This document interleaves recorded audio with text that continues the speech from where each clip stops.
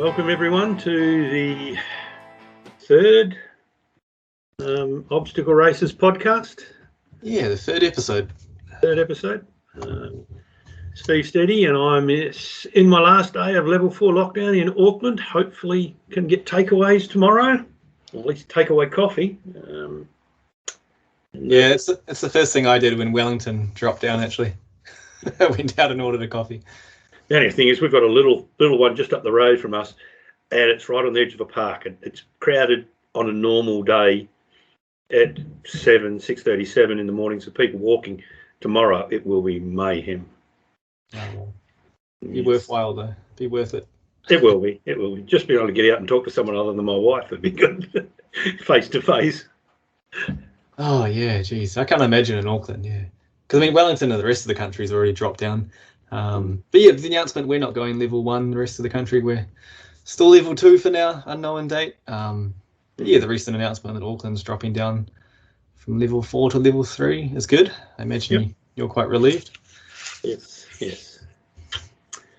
Okay, so this week's episode, we have a chat with you. Get your take on the world. Yeah, so last episode, we interviewed you, found out about you, and this episode, you switched roles and you interview me. Talk about, I guess, my background and how I got into OCR, and talk a little bit about parkour and CrossFit and OCR and Obstacle Races New Zealand. Yes, oh, that's good. So we'll get to that in a minute. Do you want to go through any upcoming events that you know of that haven't been cancelled at the moment? Yeah, it's interesting that Muddy Good Run is still going ahead this weekend. Even though we are under level 2 still in Christchurch where they are still going to go ahead. They are just going to restrict the event in some way. Based on the email, it says, because gatherings are, the recent announcement earlier in the week was that gatherings have been lifted, the limit up to 100 participants. So they are going to only have 100 participants in any one gathering, but they're going to spread it throughout the day. And they're going to have mini waves within the event as well. They don't specify what the mini waves, how that's going to work in the email. But last lockdown in Wellington must have been level 2 as well. I entered an Xterra, and they did the same thing. They restricted every starting wave to 100 people only.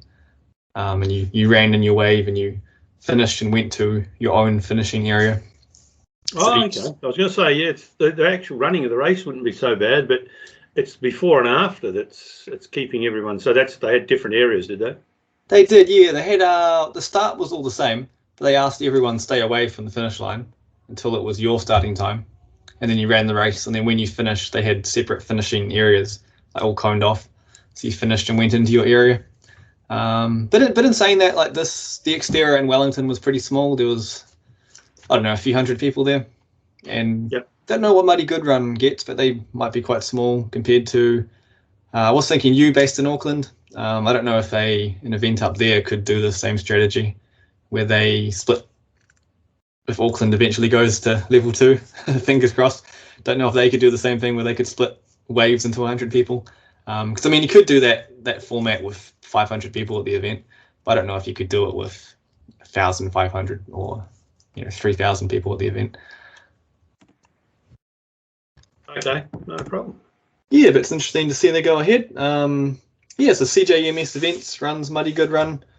They also hold another one throughout the year, and they used to hold CBD Stampede, another obstacle race, which I think isn't on at the moment. Don't remember seeing news about that in the past year or two. Mm-hmm. And then coming up outside of that, I'm excited, a few events I'm going to enter myself, hopefully. So 16th of October is the Mudder in Wanganui, in Martin, just outside of Wanganui. The weekend after that is the Tough Guy and Gal Rotorua, including the Tough Guy and Gal Championships. And that's still on, is it? At this point, it's still on, yeah. Okay. Yeah. No, the only reason I say I've got a friend, we were going to go to it, and he said that he's going to take, apparently they're offered to move it to next year, roll his race over to next year. So, Okay. So I honestly haven't. No, there is a few emails there. I haven't gone and had a look. Ah. So, yeah, I'm entered myself. I don't think I've received that email. I might have missed it. But as far as I'm aware, at this point, they haven't postponed. It's going ahead. Okay. Yeah. We'll see, though. I mean, things are constantly changing under COVID. Yep. And the weekend after that, the 30th of October, is the Wanaka Dash. Yes. Wanaka? Yep. The Shepherd's She-Mozzle as well. Outside of Palmerston North. It's an interesting one, that one. You get to run it with your shepherd's dog. Yes. Yeah, I've seen it on telly a few times. They put it on that Sunday TV show, Country Calendar. They've had it on a couple of times on that. It looks an interesting event. Be worthwhile going and have a look one day. I don't have a shepherd's dog, a lazy Labrador. But, yeah, it certainly looks different, that's for sure. Yeah. Very New Zealand, I think, as well. It's like yes. having an obstacle race you run with your dog. I don't know how many other countries would have that. And at this point, the weekend after, the 6th to 7th November, is Spartan, Auckland. Yep. At this point, it's still fully going ahead. But yeah, hold our breath on that one. We'll have to see if there is another postponement coming on that one. And for Wanaka Dash, so you and I both know the event organizer, Martin, behind that one, and we're actually going to get him on a future episode of this podcast. Yes, yeah. We'll have a chat with him, see how it is and what's happening with that. Yeah, for sure. But the only news I had was I watched the High Rocks in Leipzig, Germany, the other day. Lauren Weeks, for those that follow it, she broke her own world record by about 1 minute and 22 seconds or something. Yeah. And the men, I'm not sure I'm actually going to have a go at trying to say their names, but it was a bit of oops, hold on, I clicked on the wrong page. Was a bit of an upset with Hunter McIntyre not even finishing on the podium. He got 4th with David McGeeta 5th. They were 1 and 2 in the last one, but it was Tobias Lichtenwiener from Germany who won, and Alexander, and I'm not even going to attempt that name, and then Targo Losa from Portugal was 3rd. They're all very close. Tobias did it in exactly spot on an hour, which is slightly faster than his last time, because his last time was 1 hour and 4 minutes. So. Oh, wow. It's quite a big... So, yeah, taking 4 minutes off. Yeah. It's pretty good. Yeah. But it'll be interesting to see, because there was only a few foreigners. It was mostly German competitors. There was only about 5 international or people from outside Germany there.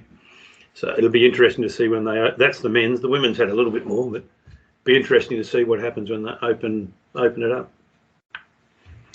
Yeah, and I guess for those people who don't know about High Rocks, it's a hybrid event where it's like a little bit like functional fitness combined with running. So it's a little bit crossed over hybrid between CrossFit and OCR. Yes. Yeah, and the workouts, I'm not too familiar with High Rocks myself actually, but reading the workouts here, it's 8 1-kilometer runs. Yeah, so they have they start with, what did they start with? You start off doing a a run, 2 laps of a 400-metre course. Then you come in and I'm trying to find the list of them. I had it open a minute ago. Yeah, I got it here. There was 1,000 meters on the ski ERG. Yeah. So I never tried one of those actually, but those skiing machines, they look really hard. And then the run, and then 50-meter sled push, run, 50-meter sled pull. And run. the sleds, does it give you the weights? Because they look a lot. Yeah, in pounds. Do you know what that is in kg? No, but the only reason I'm saying that is they looked a lot lighter. People were pushing them a lot quicker, this one, than the previous ones I've watched. So still playing around with the format. Yeah, but then after that, the workouts are the sled pull, run, 80-meter burpee broad jumps, run, 1,000-meter rowing, go for a run, 200-meter farmer's carry, go for a run, 100-meter sandbag lunges, go for a run, and then 100 wall balls. Yes, pretty intense. No, it is good. I do enjoy watching it. I'd love to give it a go, but I can't see it getting to New Zealand in the short term. No, I've been seeing Hunter McIntyre's doing OCR Stars, which is a virtual hybrid event. That's coming up in November. I think it's November. It's coming up soon. But that's one we can do from New Zealand actually, as it's a virtual event. Yeah, we're running on this intro. Should we? Yep, I think we should cut this off and cut over to the interview, and we'll let it go from there. Here's our chat with one another again. Enjoy.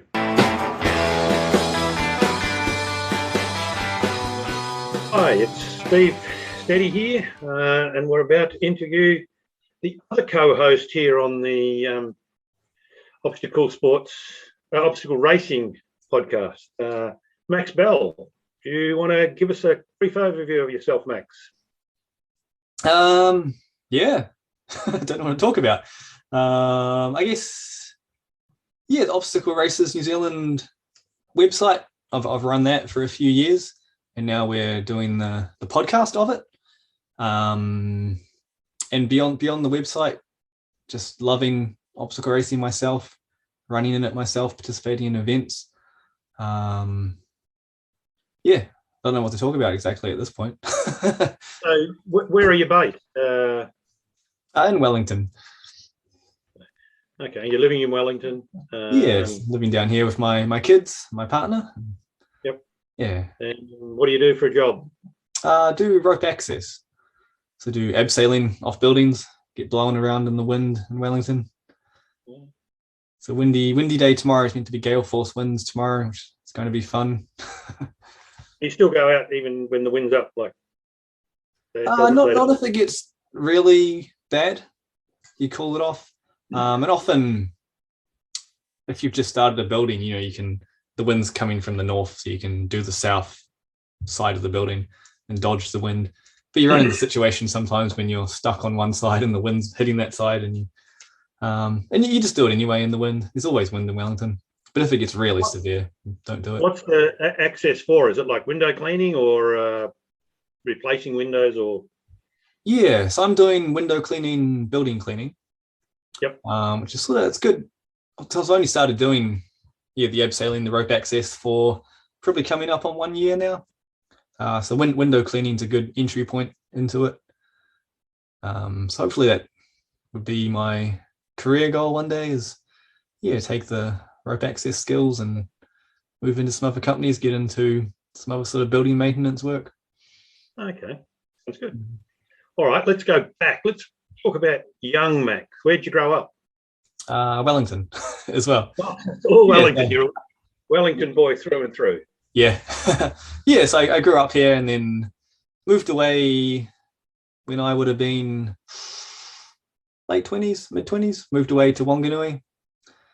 Was there for, actually I met we were only going to be there for temporarily. And we ended up there for 5 years, 6 years. So I met my partner in Wellington, and she was living in Wanganui. So the lease on my apartment was running out. So decided to move in with her in Wanganui, and the plan was to come back to Wellington. But then, yeah, we ended up there for a number of years. And then about 3 years ago, we moved back to Wellington. Wow, well, that's good. Okay, and your OCR background, where did that start? Was it you a sports boy at school, or is that something coming to you a bit later in life? No, not in school. Never into sports or physical activity in school. Probably started. I mean, now I'm really active and completely changed later in life. But it probably started for me, my love of fitness, when I was probably just after I left school. I think I was 19 and I discovered parkour. Got into parkour, and I knew someone in college who was he got into it himself, and he was like a skinny sort of like Asian kid, and to see him get into parkour and him become really, ripped and fit and muscular, just piqued my interest of what is this thing. And I remember going out training with him and going to Wellington City on the waterfront, and they had called it Hell Night. So it was strength and conditioning session for parkour. So I'd go along to that, and you do push-ups and climb up walls and stuff, and just do strength training, mostly bodyweight stuff. I'd be really sore from that. Take me about 6 or 7 days until my body stopped hurting, and then show up again for the next session, and then be sore for a week and show up again. And just loved it so much that I kept coming back. And I'm afraid parkour was a bit new to me. I've only see what you see on the Instagram and everything like that. So is it a big scene here in New Zealand? It's like, I can't say I've seen anyone jumping around the city where I work here in Auckland, but no, still pretty small in New Zealand. There is a community around New Zealand, people in each city who do it, just a handful of people, and it's sort of been underground here. I guess to explain it, if listeners don't know about it, it's a little bit like urban gymnastics. It's like moving freely in your environment. So usually in an urban environment, running up walls and jumping over handrails and climbing buildings and just being able to move. And the type of parkour that I really got into and practiced which is where parkour grew out of. It grew out of like a military background. So the idea was that you can use it in an emergency to reach another area or escape from an area, and then that got passed down to a teenager in France. Him and his friends just practiced it in the streets, and parkour took on the youth culture, the urban youth culture. But the way I always practiced it, and the people training in Wellington at the time when I got into it, there's some of the guys had martial arts backgrounds, so they were quite into the pure parkour, they call it, aspect of it. The not flips and tricks and acrobatics, and that's a big part of parkour. The moving freely and showing off and expressing yourself. But in terms of being able to move efficiently, flip is useless. It's an interesting mix. It is somewhat similar to obstacle racing. You could call it an obstacle sport as well. It's got a lot of similarities, but from what I can see, have never done it myself. But that's interesting. And that led into OCR, or did you go into something else before you got to obstacle sports? I guess from there I got really into parkour, really heavily involved in it, and did it for a number of years, and that was my life basically. Always my dream to do something with parkour. But I think as I aged, I wanted something more out of it. I guess before that I started doing activities around parkour just to improve my fitness and strength. So I got into CrossFit. Did CrossFit in Wellington back in the early days, when apparently, I didn't know it at the time, but apparently this was when CrossFit was just coming to New Zealand. And like I found I was doing parkour on the street actually. Some stranger came up to me and was like, "Have you heard of CrossFit?" I'm like, yeah, I have. I've seen the videos online. And he had a mate who was just opening the first CrossFit box in Wellington. There was one in the hut outside of Wellington at the time, but the first one in Wellington was opening up. So I signed up to that, and I'd often go along to the classes, and it would just be me and the instructor. Like, one person, me, would show up because he was starting. So I'd get a one-on-one lesson. It was really good value. So did CrossFit, just got into functional fitness, but I guess going back to my earlier point, like trying to take sort of these values and lessons from parkour and just apply it to something more. Because parkour, it's a big youth activity, but I think a lot of the value from it can benefit a wider audience, just in terms of the functional fitness and the kind of the confidence it builds, knowing how to move your body and how to manage risk and manage danger. So I discovered MoveNet online, and got into that. So it's like a physical, I guess it's a fitness system that, the same way the founder of that was inspired by parkour. He trained parkour and took some of the same principles and developed a fitness system. So it's based around natural movement, around moving in your environment again. But he also brought in like manipulation, lifting weights and moving weights, and combat, fighting, defending. And that system's more about doing it in a natural environment more so than an urban environment like parkour. So MoveNet's about getting out in nature and going barefoot and training on non-uniform environments, balancing a tree branch rather than a gymnastics beam. So adapting to your environment in that way. That was cool. Got really into that. And so I discovered OCR actually in, I think it was about 2013.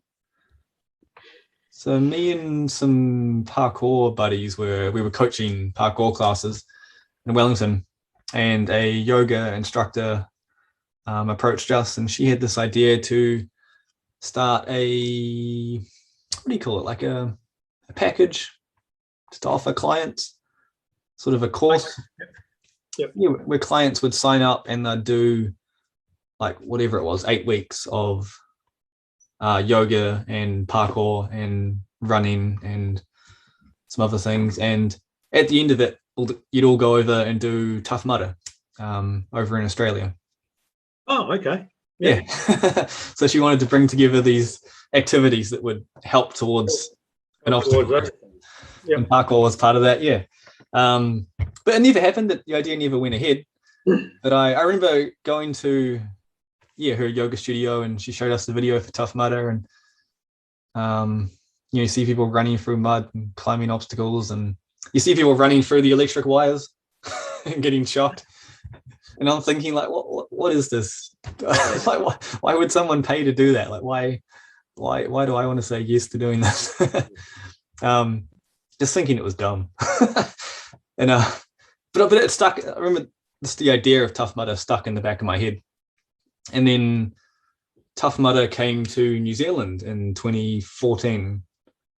And the idea of it was in my head already. I was sort of prepped for it. So I decided just to take the plunge and sign up. And didn't know anyone who did it. Didn't know anyone who did obstacle racing. So I Googled for a team to enter Tough Mudder with, and found the Obstacle Racers New Zealand people. So back before I did the website, there was a couple in Wellington who started it. So I signed up, joined their team, and went along, ran Tough Mudder with them and the rest of the people from their team, and it was awesome. I loved it. Yeah. Where was that Tough Mudder? Was that in Auckland or down in Wellington? In Auckland, yeah. Okay, so you all come up to up from Wellington. Yeah. Me and they came up from Wellington. I think there were people from all around the country. I think the team was just like open invite. A lot of people who, like me, same situation, I guess, were looking for a team to run this crazy thing with. And we all printed out matching t-shirts and ran it, and it took us like 3 hours, 4 hours or something. It was crazy. But just chatting to them the whole way, like the Dan and Corinne were the couple who launched Obstacle Racers New Zealand as a website. and Dan had run a Tough Mudder in Australia before.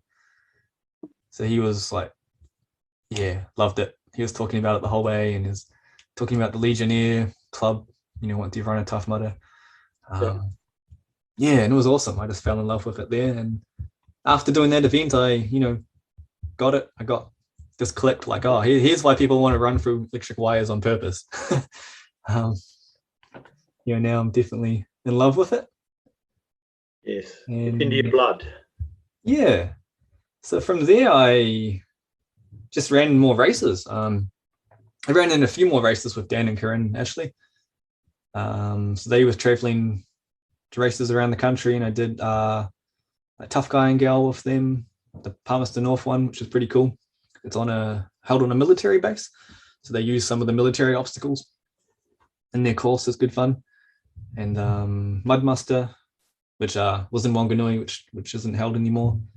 And yeah, it was awesome. I love that. We just entering with them was like just doing it for fun, running at a casual pace, and just love the camaraderie of it, the experience. Because I remember Dan's sort of motto was like go straight through the middle. So whenever we'd come to a mud pit or a water crossing, you see everyone like skirting the outside, trying not to get wet. And then Dan would, yell and run straight through the middle and splash everyone and throw mud at everyone.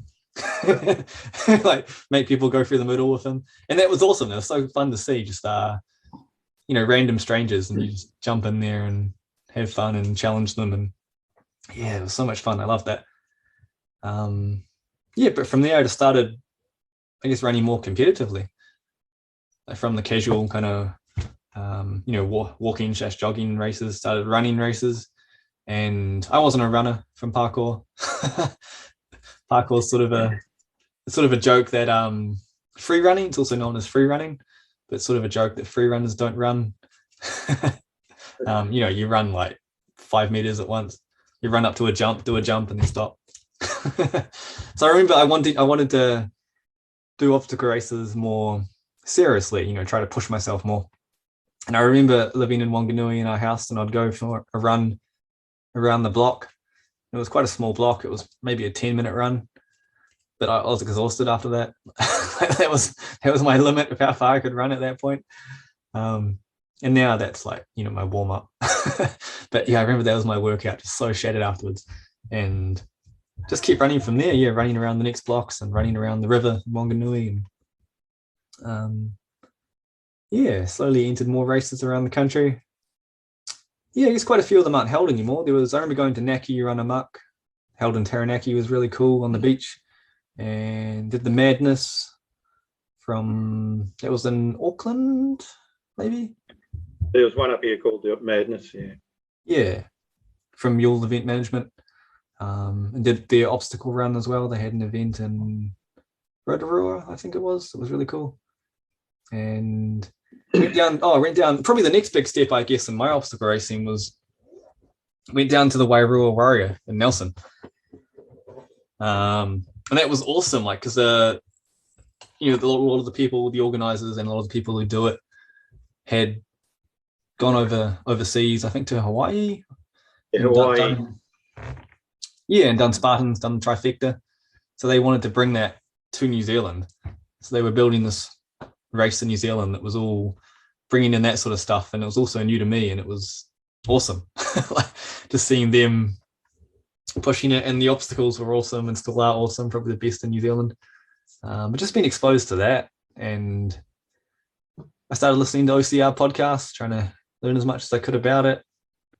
I guess that's it. And you just keep doing events. And then the obstacle races New Zealand people, they didn't want to do the website anymore, so they got in touch with me and asked if I wanted to take it over. And I said yes. And yeah, took over the website and sort of run it as a hobby in my spare time. So I got all these big dreams around what I want it to be, and never really happened, and could still happen one day. But the idea is that it shares news and resources like articles and fitness tips and an event calendar as well, and now a podcast. Yes. Yeah. Oh. Yes. So have you been overseas and done OCR races? Did you? No, I haven't. Okay. I'd love to. I think now, just in terms of like living in Wanganui, we were, I guess, didn't have much money, struggling financially. Yeah. So that was always kind of stopped me. So I was listening, I was reading, obstacle racing websites and listening to podcasts and hearing about all these races overseas, and it'd be awesome to go do them, but never able to. And even around New Zealand, there's so many events I wanted to go, but couldn't go to. But just now, probably this year, with me and my partner have gotten sorted, and now we got a lot more savings, a lot more money, and we're able to travel. And so hopefully going forward, we're able to do this cool sort of stuff. And in the past, I've qualified for the OCR World Championships a few times down at Wairua Warrior, qualified there in Nelson, but just never been able to go to the championships. Just never been able to afford it. But hopefully one day, going forward. I knew you'd qualified. I just wasn't sure whether you'd actually got over to do one of the races or not. No, I just never had the money to. Just going back onto the obstacle courses, races you talked about here in New Zealand, why do you think a lot of them have gone under? Is it because they were ahead of their time, or is it not because they're getting participation, or is it because of these bigger companies coming in and making it too hard to compete? Yeah,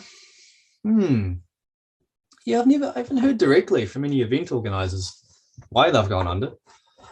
I guess what we talked about, Tough Mudder came here in 2014 and then didn't come back, and then came back a few years later, actually. And I don't know if that was separate organizers or not. Back in 16 or 17. I did one at Hampton Downs in 16 or 17. Yeah, I did that too. And that was here for 2 or 3 years. And then I know the reason that left the game was the company got bought out. So that wasn't anything to do with Tough Mudder. The company got bought out and the new company cancelled a whole bunch of events, including Tough Mudder. But I mean, some of the races I did around Wanganui, that sort of area, some of those have disappeared. I don't know why. I think they were getting participation still. I think that's expensive things to run as well. Yeah, it'd be interesting to find out, because I know that talking to a lot of people and like you listening to podcasts, there was a lot of those type of events around, and I mean a long time ago, in 2012, 2013, 2014, because OCR was only really taking off around the world at that stage. And New Zealand is ahead of the ball with like adventure racing and that as well. And that is still quite big here, but a lot of those smaller ones just seem to have fallen by the wayside, and it'd be interesting to find someone to see if we can work out why, or get an understanding why. Yeah, talk to some of the event organisers, because definitely that time frame in New Zealand, after 2014, there were more events. There were a bunch of events around New Zealand that sort of disappeared, and I don't know why. It was a lot going on. Because when you go and look at it, Spartan and all that, there's a couple of the old English ones and that where Spartan came from, but Spartan's only been around since about 2010, 2009, I think, really, hasn't it? So it seems that's going gangbusters all around the world. And I know back in Australia when we lived there was lots of them were starting out, and they're still quite big, but now New Zealand, they just seem to have dried up a little bit. They have, yeah. You got the big ones still going strong, like Tough Guy and Gal and Warrior. Yes. Alpha Challenge. Yes, there's a new one in its second year now. Yeah. So hopefully that'll keep going. The Warrior down in Monica.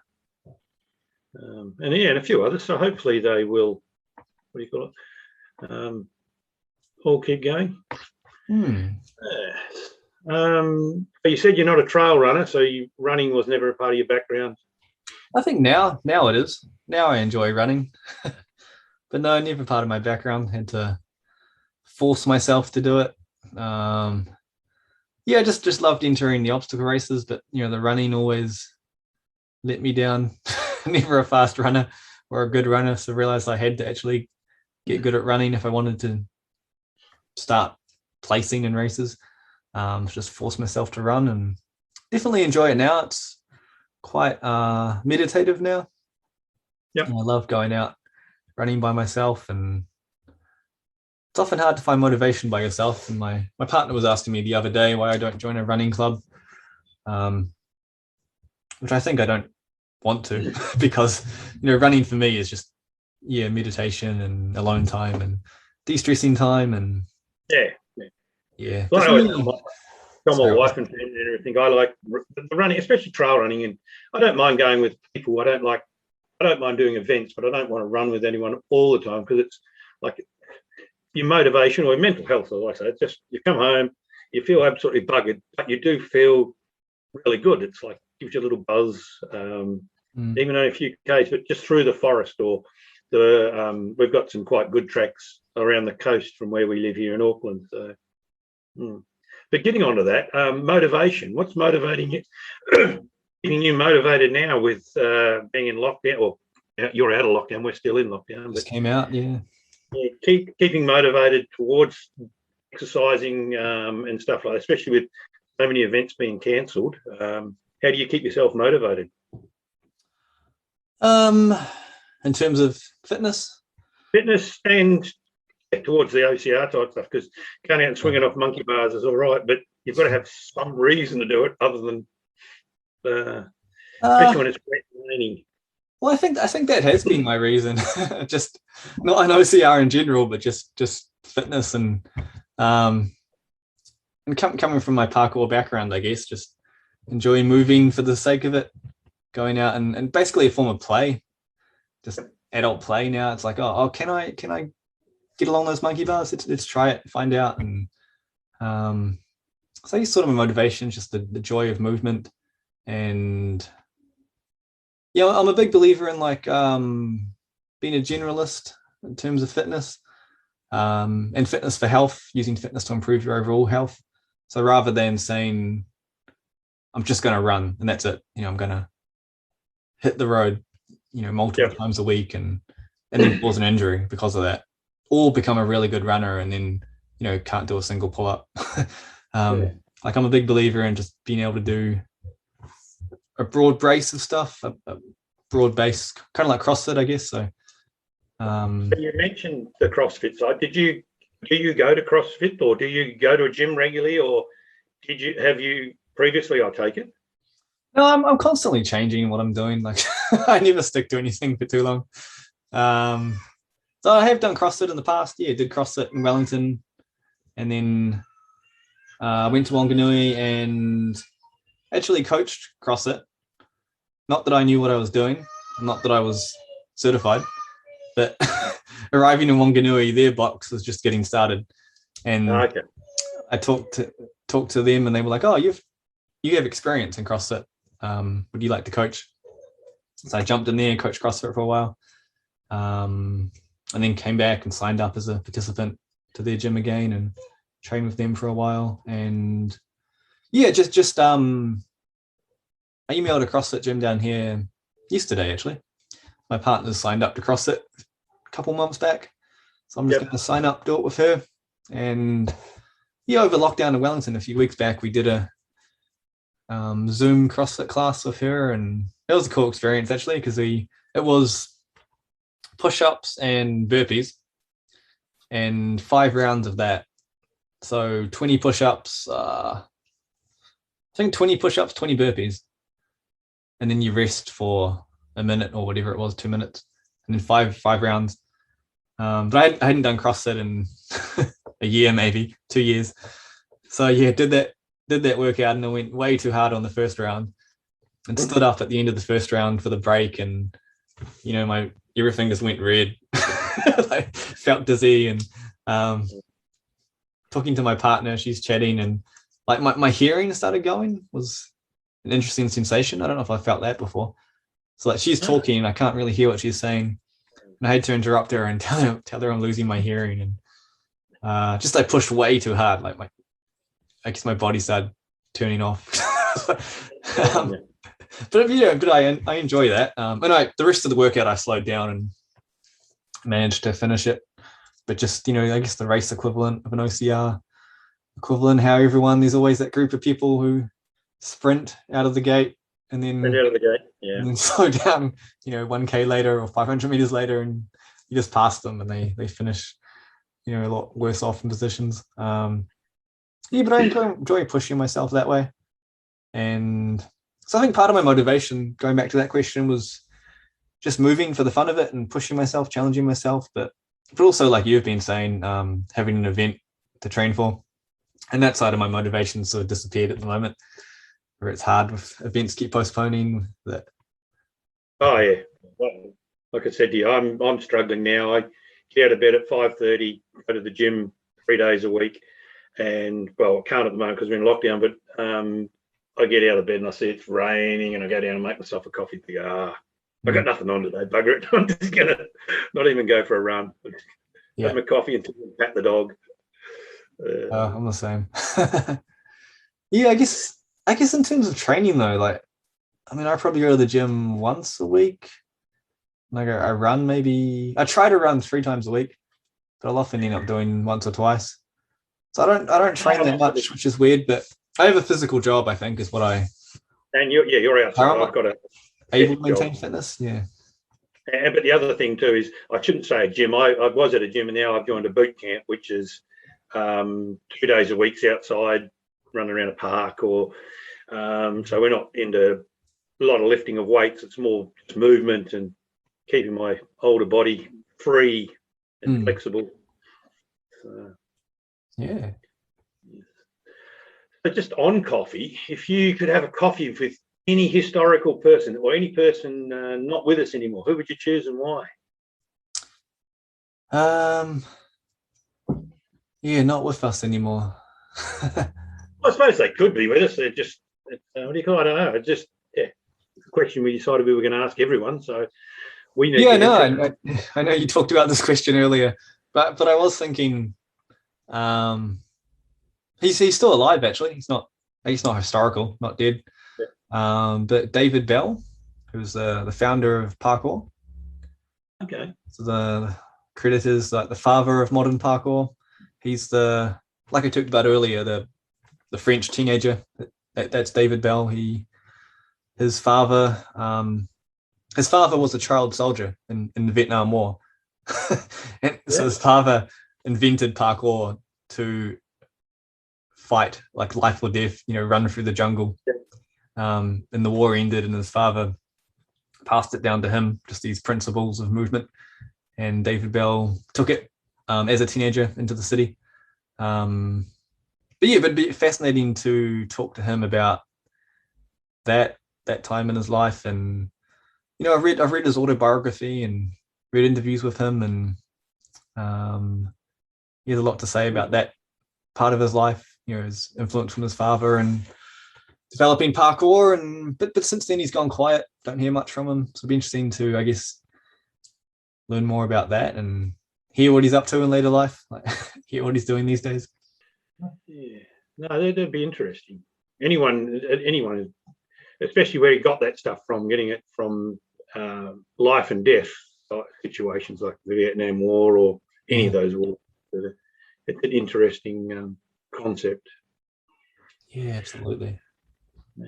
All right, and the second last question I've got is, if there's one question you'd wished I'd asked you, what is it and how would you have answered? I guess in terms of talking about myself, I guess this was my chance during this interview. Future episodes will be talking to other people. But me talking about, me getting into obstacle racing and different events and meeting the obstacle racers New Zealand people, and training myself, becoming more of a runner. But while all that was going on, I was also studying. So I was enrolled at Massey Uni, did a degree in sports. So it was a Bachelor of Business Studies, majoring in sports business management. So I got a lot of that knowledge, and I haven't used it really. It's one of my goals, I guess, one day is to maybe get more into that, apply some of the book knowledge, and like I say, I have a lot of book knowledge I'm not using. But also, I was volunteering at different obstacle races as well over the years. So I got to see that side of it.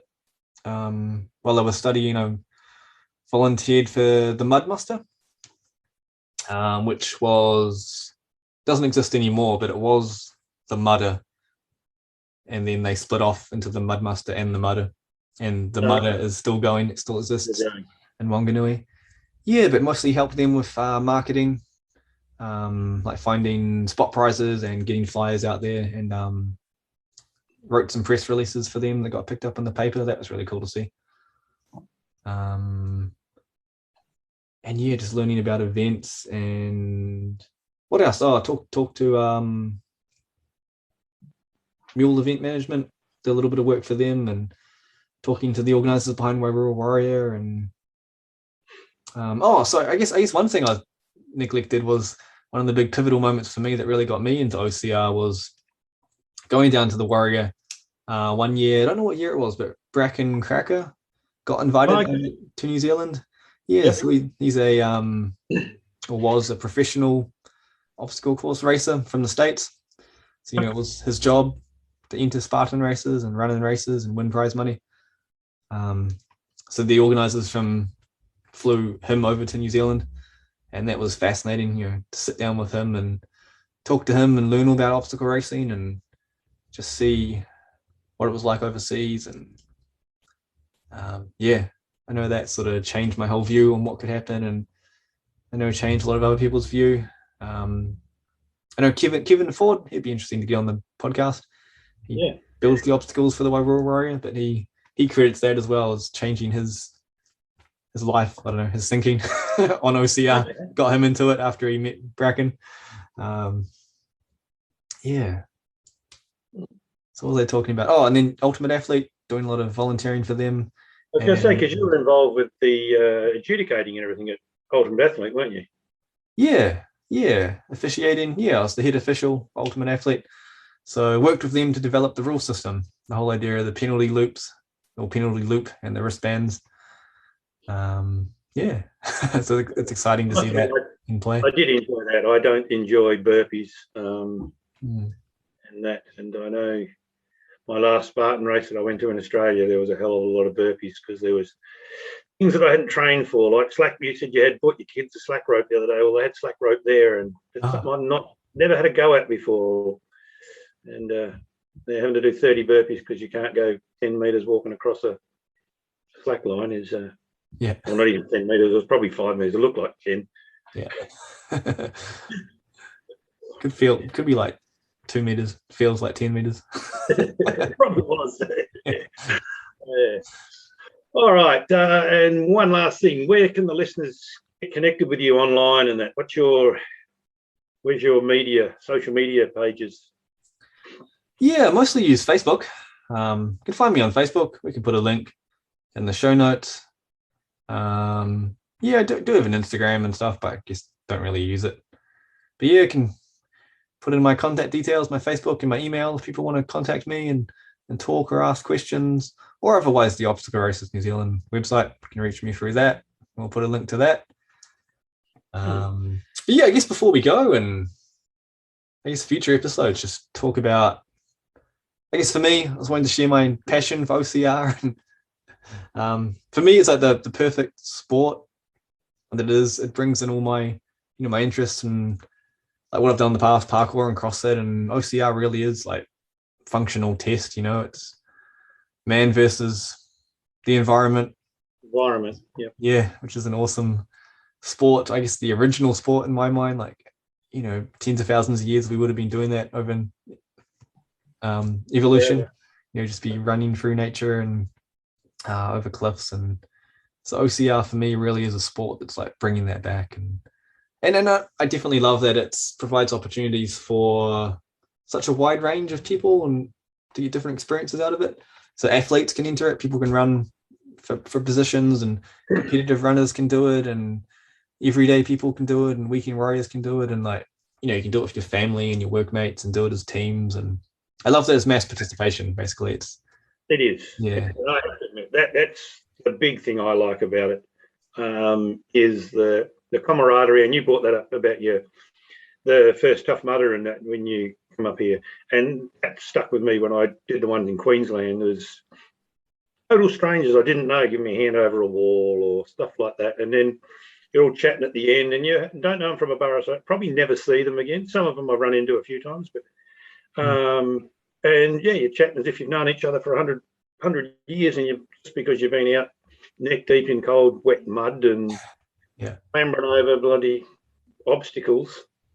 Yeah, it's like you've gone to war together and shared bad times, and it's also, I guess some of my best memories are from being out on the course. Like I remember last Tough Mudder 2016 or whenever it came back, but I was looking forward to the Legionnaire obstacle.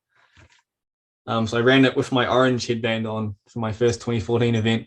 And I ran it with some others, but I went through the Arctic Enema, the ice bath. Yep. Duck under the ice, go through ice water. And I came up again and my headband was missing. But I only realized after I climbed out. And I remember looking back in and being like, I don't want to go back in there. And the guy I was running with just instantly jumped in, dived under the water, came up with a headband. Now I'm looking at him being like, oh, but like, yeah, but I remember his words were like, he knew how much this meant to me, like how much I treasure having that headband and looking forward to earning my second one. But just moments like that I'll never forget. And so one of my introductions to Spartan actually was during the Wairua Warrior. The first one I entered, I remember being in pain running the race. You're pushing your body hard and it sucks. And people were around you though, and I was in pain. I just had to keep going. But we reached this part where you pick up a tire, you need to run with it up a hill to a point, turn around, come back down. So at one point doing that, there's no one in front of me, no one behind me. So I was suddenly alone in the woods. And I remember being in so much pain, like I was wanting to start crying or just wanting to stop moving. And then I was coming down the track and the guy coming up like was shirtless, had a giant Spartan logo tattooed on his chest. And he reaches out, like gives me a high five, and, like just said something encouraging.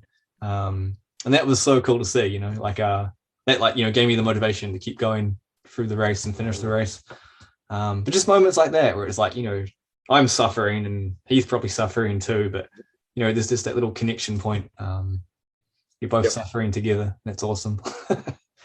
Exactly what, and that is probably when you talk to 95% of the people, that's what it's all about. And the team sports, the team side of it. The first one I did in Australia was a team one, and I knew a few of them, but I didn't know a lot of them. It was just like you said with your one. It was just I signed up with a whole group of friends. I signed up with a team that I didn't know hardly anyone, and had such a fantastic weekend, and then wanted to do it every weekend, and realised that in Australia you couldn't because there wasn't enough events. But hopefully we can get at least one event here in New Zealand a month going forward in the next few years, which would be good. It would be amazing, because I remember talking to years ago Bracken Cracker. He was racing professionally and also coaching, but he was saying one or maybe it was a few of his clients were literally entering a race every single weekend, like traveling around the States racing every weekend. And I'm so jealous of that. I'd love to do that. I'd love for New Zealand to get to that point where there is that many races on. And also, like having worked and lived over there for a little while, flights and everything are so cheap too. It's like you can hop on a plane and fly there and back in a day because it's so cheap. That's one thing that we don't have here. But we don't have a lot of big populaces, so there's only going to be 4 or 5 different areas it's going to be in. So yeah, certainly, because it's a mass participation sport. Yeah, and it's an elite sport too. That's what I love, that the people, like, you're out on the same course. You know what I mean? Oh, yeah. There's a rather than like a ball sport, a rugby or a soccer or a netball or whatever, where it's like, it's sort of the athletes can do it, or you can only really be competitive in your younger years, and you can go out and do it for fun, but you can't do it with the top athletes. Whereas OCR, you're on the course with them, and being an endurance sport as well, you can be endurance athletes. You can be competitive at endurance, throughout life. It's not just a 20-year-olds game, and yeah, it's definitely sustainable. It's awesome. All right. Is there anything else you want to cover off before we wrap up tonight? I don't know. So many thoughts and so many things to say about OCR. Keep some of them so we can bring them out when we talk to other people. Yeah, absolutely. Yeah, I'll try and keep some. I guess what we talked about interviewing you a little bit about. One thing I was wanting to mention too was that we're both involved in now. I guess where my journeys lead up to now is the NZOSA, the New Zealand Obstacle Sports Association. Yeah, it's a big part of what we're doing now, trying to push obstacle sports. And that reminds me, one thing in the past was, I wrote it down here, 2017, there was a previous attempt to form a governing body. I don't know if you heard about that.